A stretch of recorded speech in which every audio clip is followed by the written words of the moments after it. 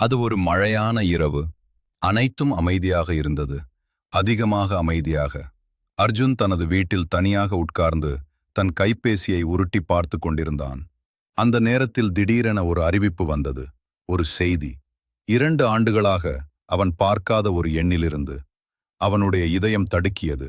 ஏனெனில் அந்த எண் அவனுடைய நெருங்கிய நண்பன் ராகுலுடையது. ராகுல் 2 ஆண்டுகளுக்கு முன் விபத்தில் இறந்தவன். அர்ஜுன் அதிர்ச்சியில் உறைந்து போனான். மெதுவாக அந்த செய்தியை திறந்தான். நீ இன்னும் விழித்திருக்கிறாயா? அவனுடைய கைகள் நடுங்க ஆரம்பித்தது. இது ஒரு விளையாட்டு இல்லை என்று அவன் மனதில் நினைத்தான். அதை புறக்கணிக்க முயன்றான். ஆனால் மறுபடியும் ஒரு செய்தி வந்தது. எனக்கு உன் உதவி வேண்டும். அர்ஜுனின் மூச்சு வேகமானது. இது உண்மையா? அவன் பதில் அனுப்பினான். யார் இது? சில நொடிகளில் பதில் வந்தது. நான்தான், ராகுல். அர்ஜுன் உடனே எழுந்தான். இது முடியாத விஷயம். அவன் நினைவுக்கு வந்தது.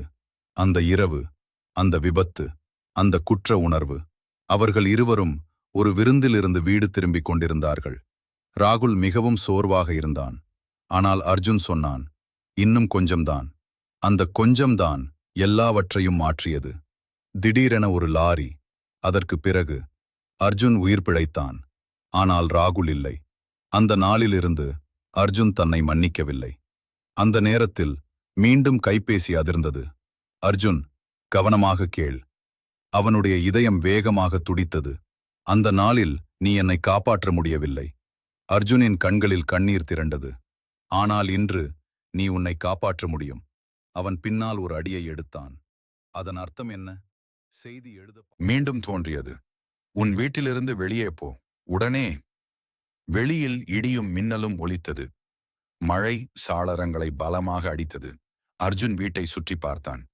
எதுவும் தவறாக தெரியவில்லை. ஏன் என்று அவன் அனுப்பினான்.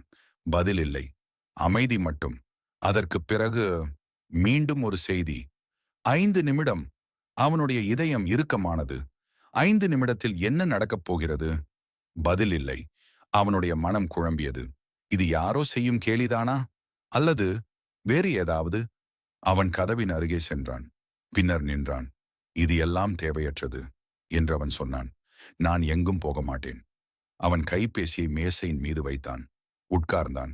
தன்னை அமைதிப்படுத்த முயன்றான். அந்த நேரத்தில் விளக்கு மினுங்கியது. 1 முறை, 2 முறை, பிறகு முழு இருள்.